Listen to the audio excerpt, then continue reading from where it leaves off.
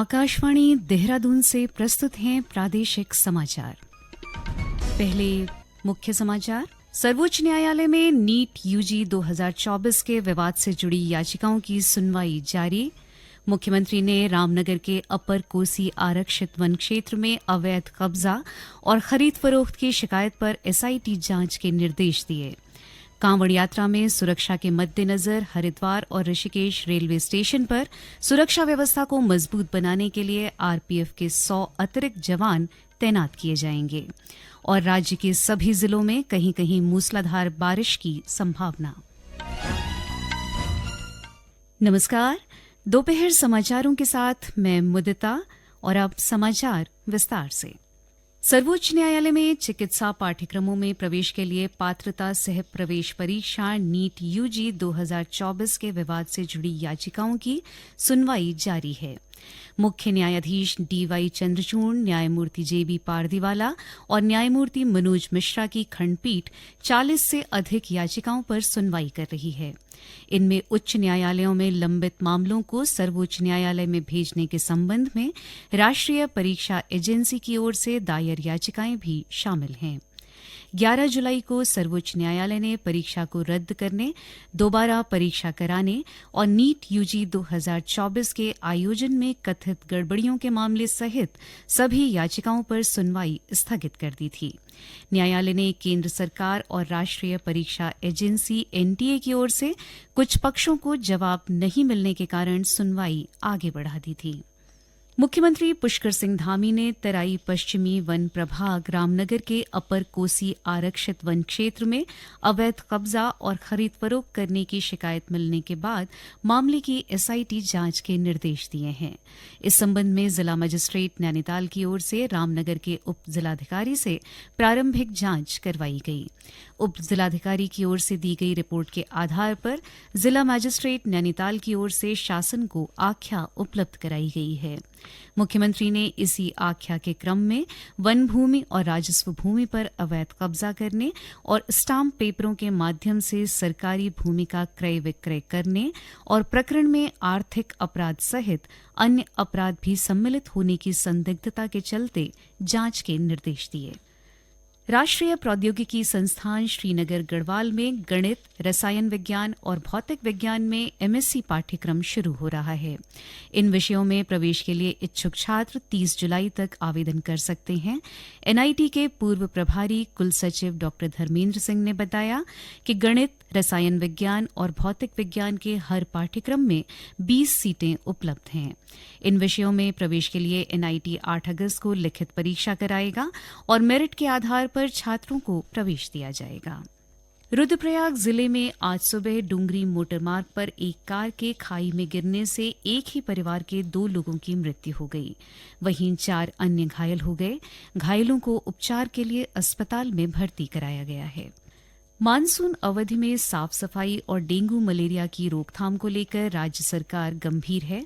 मुख्यमंत्री पुष्कर सिंह धामी के निर्देशों पर शहरी विकास विभाग के निदेशक ने राज्य के सभी नगर आयुक्तों और अधिशासी अधिकारियों को प्रतिदिन अपने क्षेत्र में 2 बार भ्रमण कर आख्या निदेशालय को उपलब्ध कराने के निर्देश दिए हैं। पिछले साल डेंगू के अधिक मामले सामने आने के कारण इस बार सरकार अभी से डेंगू मलेरिया के मामलों पर नजर बनाए हुए है। बीएचईएल हरिद्वार के चिकित्सा विभाग ने डेंगू जन जागरूकता अभियान का शुभारंभ किया। इसके अंतर्गत विभिन्न टीमों का गठन किया गया है। ये टीमें घर घर जाकर लोगों को डेंगू की रोकथाम और उसके लार्वा की पहचान की जानकारी देंगी। बद्रीनाथ केदारनाथ मंदिर समिति के अध्यक्ष अजेंद्र अजय ने ज्योतिर्मठ के शंकराचार्य स्वामी अविमुक्तेश्वरानंद सरस्वती के उन आरोपों को खारिज किया है जिसमें उन्होंने केदारनाथ मंदिर से 228 किलोग्राम सोना चोरी होने का दावा किया। अजेंद्र अजय ने कहा कि केदारनाथ मंदिर पर आध्यात्मिक नेता का बयान बहुत दुर्भाग्यपूर्ण है। मंदिर समिति के अध्यक्ष ने कहा कि ये दावे निराधार हैं और अगर स्वामी अविमुक्तेश्वरानंद के पास कोई सबूत है तो उन्हें विवाद पैदा करने के बजाय कानूनी रास्ते से जाना चाहिए। उन्होंने चुनौती दी कि सोने की चोरी का अगर कोई प्रमाण है तो स्वामी अविमुक्तेश्वरानंद तथ्य और सबूत सामने लाएं और जांच की मांग करें। अल्मोड़ा जिले में 380 टन अवैध लीसा के साथ एक तस्कर को गिरफ्तार किया गया है। स्पेशल ऑपरेशन ग्रुप और सोमेश्वर पुलिस के दल की संयुक्त कार्रवाई में दौलाघाट तिराहे पर चेकिंग के दौरान एक बस से ये अवैध लीसा बरामद किया गया। राष्ट्रीय परिवार स्वास्थ्य सर्वेक्षण के एक दल ने ऊधम सिंह नगर जिले के पिपलिया संख्या 1 गांव में शासन से मिलने वाली सुविधाओं की जानकारी ली। दल ने 15 से 49 वर्ष की आयु वाली महिलाओं के रक्तचाप, मधुमेह, लंबाई, वजन सहित अन्य स्वास्थ्य जांच भी की। ये समाचार आकाशवाणी के देहरादून केंद्र से प्रसारित किए जा रहे हैं। ताजा समाचार के लिए आप हमारे सोशल मीडिया एक्स व Facebook page Akashvani news Uttarakhand को फॉलो कर सकते हैं।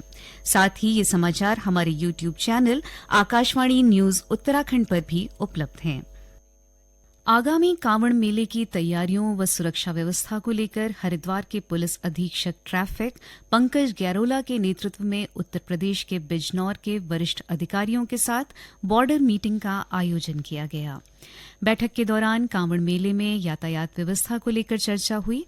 भारी यातायात डायवर्जन योजना और बॉर्डर चेकिंग का प्लान साझा करते हुए कांवड़ियों की सुविधाओं का विशेष ध्यान रखने पर भी विचार विमर्श किया गया। गौरतलब है कि इस वर्ष 22 जुलाई से कांवड़ यात्रा शुरू हो रही है, जिसे लेकर शासन प्रशासन स्तर पर व्यापक प्रबंध किए गए हैं। यात्रा को सकुशल संपन्न कराने के लिए राज्य में तैयारियों को अंतिम रूप दिया जा रहा है। कांवड़ मेले के दौरान हरिद्वार और ऋषिकेश रेलवे स्टेशन पर बुकिंग के लिए एक विशेष काउंटर लगाया जाएगा। काउंटर 24 घंटे खुला रहेगा। इसके अलावा रेलवे स्टेशन की सुरक्षा व्यवस्था को मजबूत बनाने के लिए आरपीएफ के 100 अतिरिक्त जवान तैनात किए जाएंगे। उधर टिहरी के जिलाधिकारी मयूर दीक्षित ने कांवड़ यात्रा व्यवस्थाओं को लेकर मुनिकी रेती क्षेत्र में अधिकारियों की एक बैठक की। इस दौरान उन्होंने कांवड़ मार्ग का निरीक्षण भी किया। जिलाधिकारी ने सुरक्षित कांवड़ यात्रा को लेकर अधिकारियों को पिछले अनुभवों के आधार पर यात्रा से पहले सभी व्यवस्थाएं सही रखने के निर्देश दिए। उन्होंने सभी सेक्टर और जोनल मजिस्ट्रेट को समय समय पर यात्रा की मॉनिटरिंग करने के निर्देश भी दिए।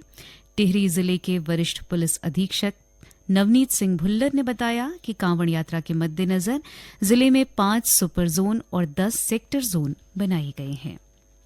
नेशनल ई विधान एप्लीकेशन योजना के तहत नवंबर-दिसंबर महीने में होने वाले शीतकालीन सत्र से ई विधानसभा शुरू करने की तैयारी है। देहरादून विधानसभा भवन में ई विधानसभा के लिए मरम्मत और नवीनीकरण के कार्य चल रहे हैं। इसी महीने तक सिविल कार्य पूरे हो जाएंगे, जिसके बाद आईटी सिस्टम का काम किया जाएगा। सभी विधायकों और विधानसभा सचिवालय के कर्मचारियों को सॉफ्टवेयर से संबंधित जानकारी के लिए प्रशिक्षण भी दिया जाएगा। संसदीय कार्य मंत्रालय ने सभी राज्यों के विधानसभाओं को ई विधानसभा में परिवर्तित करने के लिए नेशनल ई विधान एप्लीकेशन योजना शुरू की है। राज्य में पहले चरण में विधानसभा के मुख्य मंडप, सभागार कक्ष, नेता प्रतिपक्ष और दलीय नेताओं के कक्षों के नवीनीकरण का काम किया जा रहा है। ई विधानसभा बनने से सभी कार्य पेपरलेस होंगे। मौसम विभाग ने राज्य के अधिकांश जिलों में आज बारिश की संभावना जताई है। इसके साथ ही पिथौरागढ़ और बागेश्वर जिलों में कई स्थानों पर भारी बारिश का ऑरेंज अलर्ट जारी किया गया है। मौसम विभाग ने अगले कुछ दिनों में देहरादून, हरिद्वार, टिहरी, उत्तरकाशी, रुद्रप्रयाग, चमोली, चंपावत और नैनीताल में कहीं कहीं मूसलाधार बारिश का येलो अलर्ट जारी किया है। अंत में मुख्य समाचार एक बार फिर। सर्वोच्च न्यायालय में नीट यूजी 2024 के विवाद से जुड़ी याचिकाओं की सुनवाई जारी।